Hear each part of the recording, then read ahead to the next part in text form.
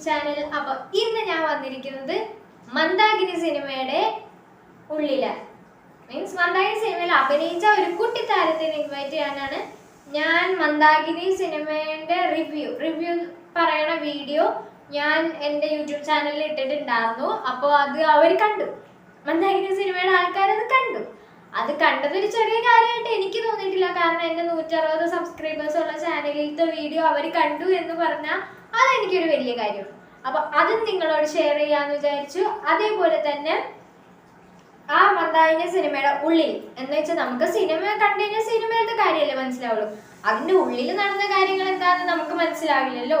അപ്പൊ അതിന്റെ ഉള്ളിൽ നടന്ന കാര്യങ്ങൾ എന്താണെന്ന് അറിയാനായിട്ട് അതിന്റെ ഉള്ളിൽ ഉണ്ടായിരുന്ന ആളെ തന്നെ വിളിക്കണമല്ലോ. ഞാൻ എന്തൊക്കെയല്ലേ പറയുന്നത്.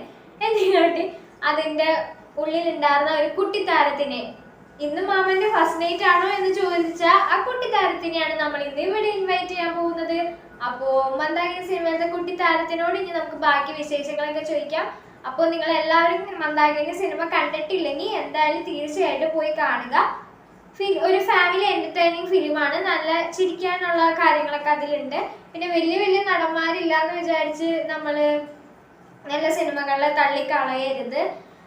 എല്ലാ നടന്മാരും ഒരേപോലെ ഇമ്പോർട്ടൻ്റ് ആണ്. നന്നായിട്ട് ചെയ്യുന്ന നടന്മാരെല്ലാവരും ഒരേപോലെ ഇമ്പോർട്ടൻ്റ് ആണ്.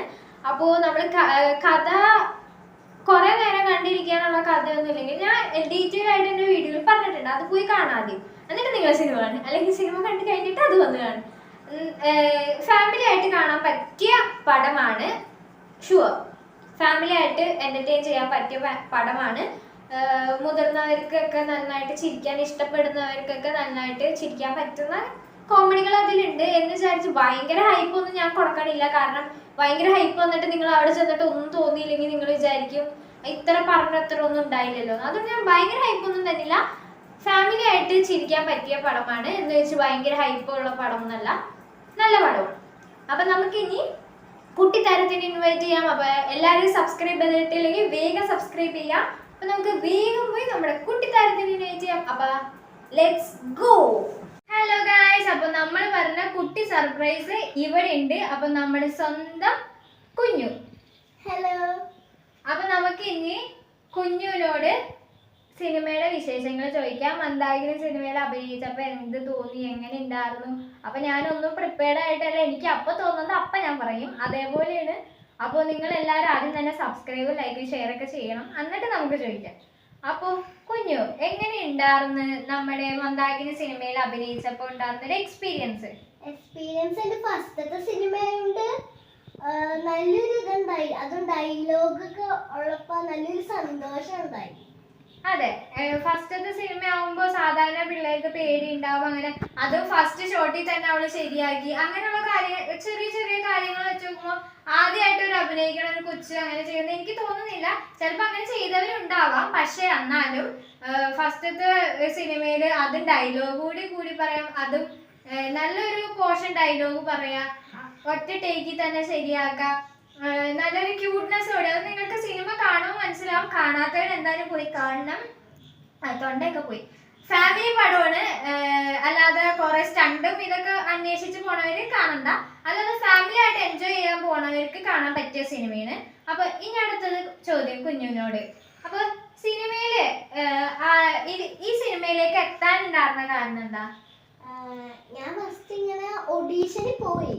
എനിക്ക് കിട്ടുമെന്നൊന്നും അറിഞ്ഞൂടായിരുന്നു. വെറുതെ പോയി നോക്കിയത്. പക്ഷെ ഞാൻ ഉറങ്ങിക്കൊണ്ടിരിക്കാൻ അന്നത്തെ ദിവസം. അപ്പൊ അമ്മ പെട്ടെന്ന് എണീപ്പിച്ചിട്ട് ഇപ്പൊ ഓഡീഷന് പോയ സ്ഥലത്ത് ഇത് കിട്ടിയെന്ന് പറഞ്ഞപ്പോ എനിക്ക് പെട്ടെന്ന് ഉള്ളിൽ സന്തോഷം. അതെ, കാരണം നമ്മള് ഇപ്പൊ സിനിമ പാഷനായിട്ട് നടക്കണ കുറെ പേരുണ്ടാവും, കുറെ ഓഡീഷന് പോവും. അപ്പൊ നമുക്ക് എല്ലാ ഓഡീഷനും കിട്ടണം എന്നില്ല. കഴിവുള്ളവർക്ക് എപ്പോഴെങ്കിലൊക്കെ കിട്ടും, അതെന്തായാലും ഉറപ്പാണ്. പക്ഷെ എപ്പോഴാണെന്ന് നമുക്കൊരു ഇതുണ്ടാവും. അപ്പൊ പെട്ടെന്ന് ഉറങ്ങിക്കൊണ്ടിരിക്കണ ദിവസം അമ്മ വിളിച്ചിട്ട് ഓഡീഷൻ കിട്ടിയെന്ന് പറയുമ്പോൾ നമുക്ക് പെട്ടെന്ന് ഇത് സ്വപ്നമാണോ അതോ ശരിക്കുമാണോ എന്നുള്ളൊരു കൺഫ്യൂഷൻ ഉണ്ടാവും. അപ്പോ അടുത്തത്, ഇനി മന്ദാകിനി സിനിമയിലത്തെ ആൾക്കാര് എങ്ങനെയായിരുന്നു? ഈ ക്രൂ മെമ്പേഴ്സ് ഒക്കെ ടീം കുഞ്ഞുവിനോട് എങ്ങനെയായിരുന്നു? അവരെനിക്ക് ഇങ്ങനെ ഡയലോഗ് ഇങ്ങനെ പറഞ്ഞു തരും, മോൾ അങ്ങനെ ചെയ്യണം. അപ്പൊ എനിക്കൊരു ഇത് വരും. പിന്നെ നല്ല ഫ്രണ്ട്ലി ആണ്. അതെ, കാരണം ഫ്രണ്ട്ലി അല്ലെങ്കിൽ നമുക്ക് ഇപ്പൊ ഒരു സ്ട്രിക്റ്റ് ആയിട്ട് പറയുമ്പോൾ നമുക്കൊരു പേടി ഉണ്ടാവും അഭിനയിക്കാൻ. ഇത് ഇത്രയും ഫ്രണ്ട്ലി ആയതുകൊണ്ടായിരിക്കും കുഞ്ഞിന് ചിലപ്പോൾ ആദ്യത്തെ ടേക്കിൽ തന്നെ ശരിയായതും അങ്ങനെ ഇത്ര നന്നായിട്ട് അഭിനയിക്കാൻ പറ്റിയതൊക്കെ. അപ്പൊ ഇനി അടുത്തത് കുഞ്ഞിന്റെ പാഷൻ എന്താ? പാഷൻ ശരിക്കുള്ളത് ഡാൻസ് ആണ്, പിന്നെ ആക്ടിങ് ഉണ്ട്, മോഡലിംഗ് ചെറുതായിട്ട് പോകുന്നുണ്ട്. അപ്പൊ ഇതൊക്കെ കേൾക്കുമ്പോ നിങ്ങൾ ആലോചിക്കും അപ്പൊ ഈ കുഞ്ഞുവിന്റെ വയസ്സ് എത്രയെന്ന്. അപ്പൊ നമുക്ക് വയസ്സ് എത്രയെന്ന് കുഞ്ഞുവിനോട് തന്നെ ചോദിക്കാം, കാരണം ഞാൻ പറഞ്ഞ നിങ്ങൾ പറയും കള്ളം പറയുന്നു. അപ്പൊ കുഞ്ഞു എത്ര വയസ്സുണ്ട് നിനക്ക്? എനിക്ക് 10 വയസ്സായി ഇപ്പൊ. അപ്പൊ 10 വയസ്സെന്ന് പറയുമ്പോ ഇപ്പൊ 5ലേക്ക് ആവണു. അപ്പൊ ഈ 5ലേക്ക് ആവുമ്പോ തന്നെ കുഞ്ഞുവിന് ഒരു സിനിമയിൽ കയറാൻ പറ്റി, അതേപോലെ സിനിമയിൽ നല്ലൊരു റോൾ ചെയ്യാൻ പറ്റി, അത് നല്ലൊരു സിനിമ ക്രൂ മെമ്പേഴ്സിന്റെ കൂടെ ചെയ്യാൻ പറ്റി, ഡയലോഗ് കൂടി. സിനിമയിൽ അഭിനയിക്കാന്ന് പറഞ്ഞാൽ പല രീതിയിൽ അഭിനയിക്കാമല്ലോ. ഡയലോഗ് ഒന്നും ഇല്ലാതെ സൈഡിൽ ഒരാളായിട്ട് അഭിനയിക്കാം, ഡയലോഗ് കൂടി അഭിനയിക്കാം, അല്ലെങ്കിൽ രണ്ടും ഇല്ലാതെ അവിടെ ഇല്ല ഇവിടെ ഇല്ലാത്ത രീതിയിലൊക്കെ അഭിനയിക്കാം.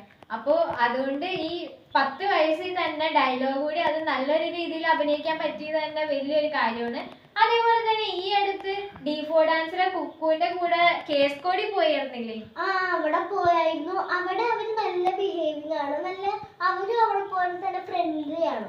നല്ല രസമായിട്ട് ഡാൻസ് ഒക്കെ പഠിപ്പിച്ചു തന്നു. അവിടെ എനിക്ക് തോന്നുന്നു ഒരു 3 കുഞ്ഞു പിള്ളേരെ ഉള്ളൂ എന്ന് തോന്നുന്നു. ഇവളും പിന്നെ വേറെ 2 പേര്. ആ 2 പേര് അവിടെ തന്നെ പഠിക്കണം, കേസ് കോഡിലെ സ്റ്റുഡൻസ് ആണ്. ഇവളാന്ന് പുറത്തുനിന്ന്. അപ്പൊ അവർ ഇടയ്ക്കിടയ്ക്ക് ഇങ്ങനെ വർക്ക്ഷോപ്പ് പ്ലാൻ ചെയ്യും. അപ്പൊ നിങ്ങൾക്ക് ആഗ്രഹം ഉണ്ടെങ്കിൽ പോവാം. അതിന്റെ വീഡിയോ എന്റെ യൂട്യൂബ് ചാനലിൽ അടിയിൽ കിടക്കുന്നുണ്ട്, അപ്പൊ എല്ലാവരും പോയി കാണണം. അപ്പോ കേസ് കോഡിൽ തന്നെ ഇവള് നല്ല രീതിയിലാണ് ഡാൻസ് കളിച്ചത്. അത് നിങ്ങൾക്ക് ആ ചാനലിൽ കാണാൻ പറ്റും. എന്നേലും നന്നായിട്ട് കളിച്ചതെന്ന് എനിക്ക് തോന്നുന്നു. എനിക്ക് പറയാനൊരു അസൂയ ഉണ്ടെങ്കിലും ഞാനത് പറയും, കാരണം അവള് നന്നായിട്ടാണ് കളിച്ചത്. അപ്പൊ അവളുടെ പാഷനും സിനിമ ഇത് നല്ല രീതിക്ക് പോട്ടെ.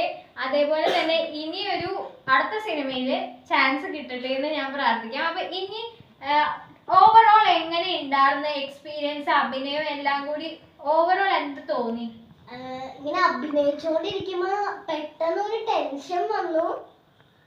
ഇങ്ങനെ ക്യാമറയും അവരൊക്കെ ചുറ്റി ഇങ്ങനെ കാണുമ്പോ, പക്ഷെ ഇങ്ങനെ ഡയലോഗ് പറയുമ്പോ ആ ടെൻഷൻ അങ്ങോട്ട് പോകും. പിന്നെ ഓടിക്കളിക്കുമ്പോഴേക്കാ അത് വീഴോന്നൊക്കെ പേടിയുണ്ടായി.